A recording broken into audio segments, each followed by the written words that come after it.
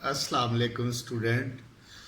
I have told you lecture last time about matrices and determinant. Now today I am going to deliver a lecture about the rows and column of matrices. आज मैं आपको बताऊंगा कि रोज and column of matrices क्या होते हैं और उनको किस तरह से आप रिकग्नाइज कर सकते हैं. To understand an entity of the matrix with the following formations, rows matrix. Today I will told you about the row matrix. Suppose you have a matrix A enclosed into the square brackets just like 1, 2, 0, 3, 4, 3, 5, 4, 2, 1, minus 1. These entries which are in horizontal form shows by an arrow is R1 row. This shows you the R1 row. And the other 3, 5, 4 is R2 row. And third one, 2, 1, 3 is R3 rows. In a matrix A, the entries presented in horizontal way are called rows. In a matrix A, there are 3 rows as shown by R1, R2, R3. जैसा कि मैंने आपको बताया है कि आप एक A matrix लें, उसको आप दो स्क्वायर ब्रैकेट्स के अंदर उसकी तमाम एंट्रीज को लिख दें. अब ये जो एंट्रीज हॉरिजॉन्टल फॉर्म में है, जिस तरह के 1, 2, 0, ये हॉरिजॉन्टल फॉर्म में है, एक तीर के निशान के साथ आपको जाहिर किया गया है. ये R1 रो है. दूसरी इसी तरह से 3, 5, 4 इसको तीर के निशान से जाहिर कर रहे हैं, ये R2 रो है. तीसरी जो है 2, 1, माइनस 1 इसे भी तीर के निशान के साथ जाहिर कर रहे हैं, ये R3 रो है. इसी तरह से आप कहते हैं कि एक मैट्रिक्स A जिसकी तमाम एंट्रीज हॉरिजॉन्टल वे में, मुतवाज़ी वे में जाहिर की जाएं, उनको आप रोज कहते हैं. इसी तरह से इन अ मैट्रिक्स ए, एक मैट्रिक्स ए में 3 रोज हैं जो कि R1, R2, R3 ये जाहिर की गई है. R1, R2, R3.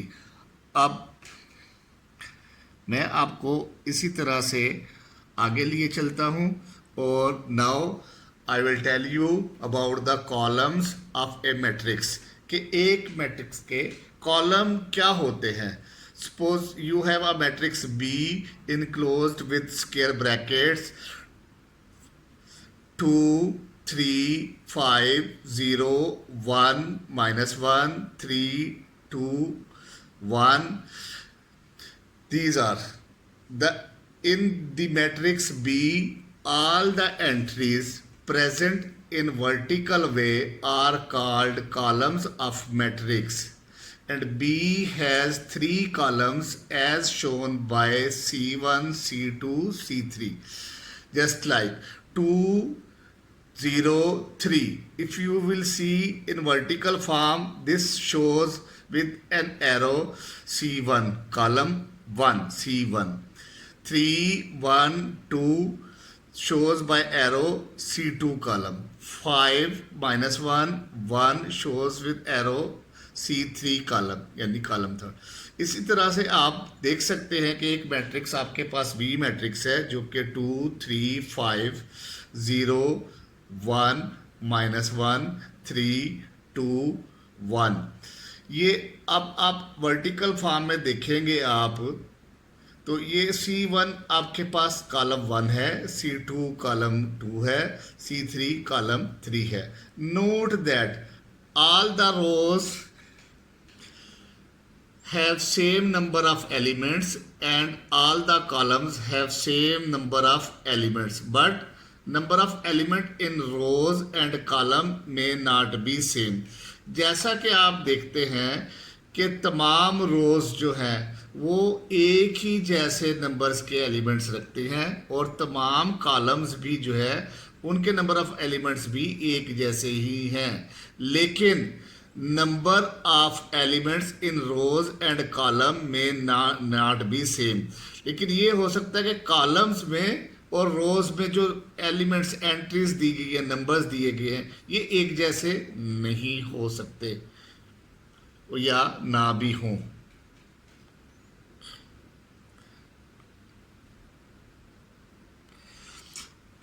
अब now I will tell you about the order of matrix कि एक मैट्रिक्स के ऑर्डर क्या होते हैं। The number of rows and columns in a matrix specify its order, वो उसके ऑर्डर्स को शो करते हैं। If a matrix M has M rows, अगर एक मैट्रिक्स में एम रोज है एंड एन कॉलम्स है, then M is said to be the order m by n। For example, आपके पास एक मैट्रिक्स m है जिसको के स्क्वायर ब्रैकेट्स के अंदर आपने लिखा हुआ है 1 2 3 1 0 2।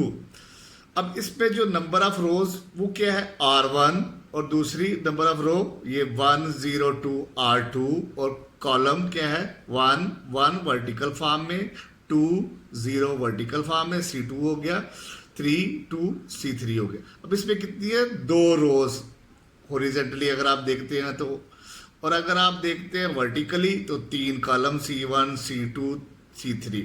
अब इनके ऑर्डर्स को, इसका मतलब ऑर्डर्स क्या हो गए, 2 रोज और 3 कॉलम्स। रोज को हम m से जाहिर करते हैं, जैसा कि ये कल्सर आपको बता रहा है, m बाय n, और n से आप उसके कॉलम्स को जाहिर करते हैं।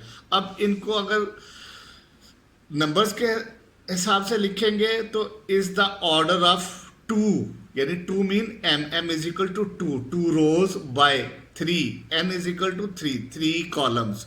Since it has rows and 2 rows and 3 columns, whereas, जबकि आप दूसरी एक मैट्रिक्स लेते हैं n, the matrix n is equal to square brackets के अंदर इसको इनक्लोज करें 1 2 3 -1 1 0 2 3 7 इज 3 बाय 3, यानी क्या है 1 2 3 r1 -1 1 0 r2 2 3 7 r3, यानी r1 r2 r3। Horizontal form में देखते हैं तो 3 इसमें रोज है, m इज इक्वल टू 3, ये 3। अब वर्टिकली देखते हैं 1 -1 2 c1 2 1 3 c2 3 0 7 c3, तो n इज इक्वल टू 3, यानी 3 बाय 3। इसमें क्या है, 3 रोज है और 3 कॉलम है, उसको हमने जाहिर कर दिया 3 बाय 3 के साथ।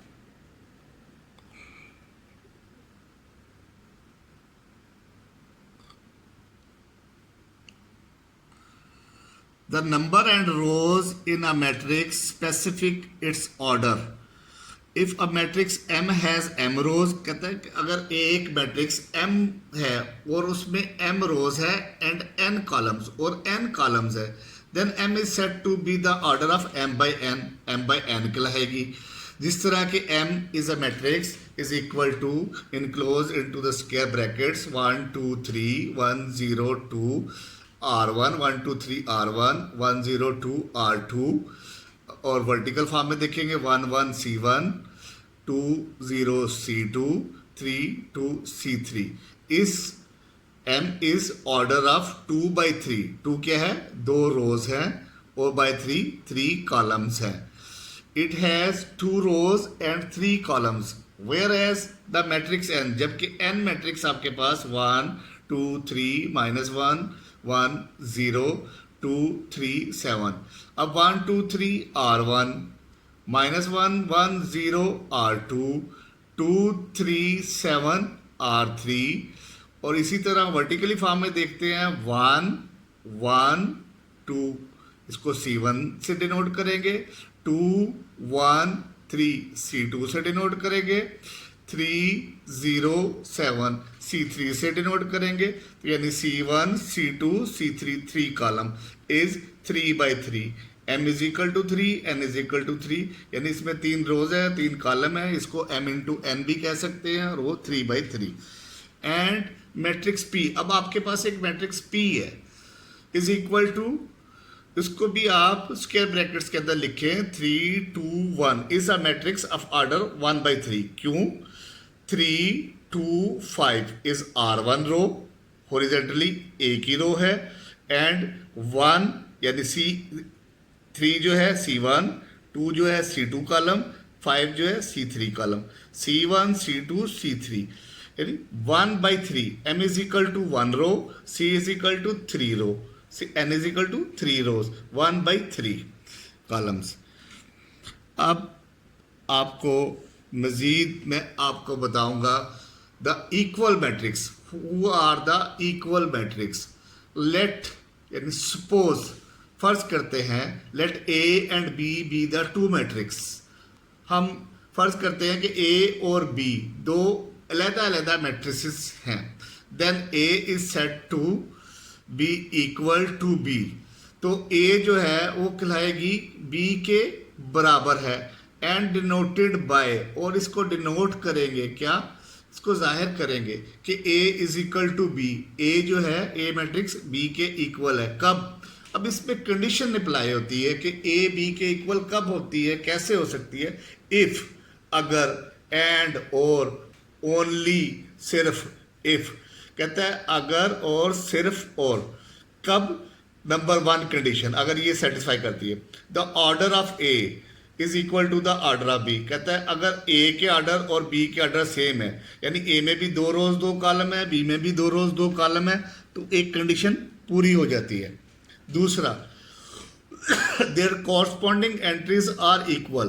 अब उनका कहना ये है कि उनकी कॉरस्पॉन्डिंग एंट्रीज जो है, ए की पहली एंट्री बी की दूसरी एंट्री पहली एंट्री के साथ इक्वल हो, उनकी तमाम एंट्रीज एक दूसरे के साथ मिलती होंगी, एक जैसी होंगी, तो फिर आप कह सकते हैं कि वो ए मैट्रिक्स जो है वो बी के इक्वल मैट्रिक्स है।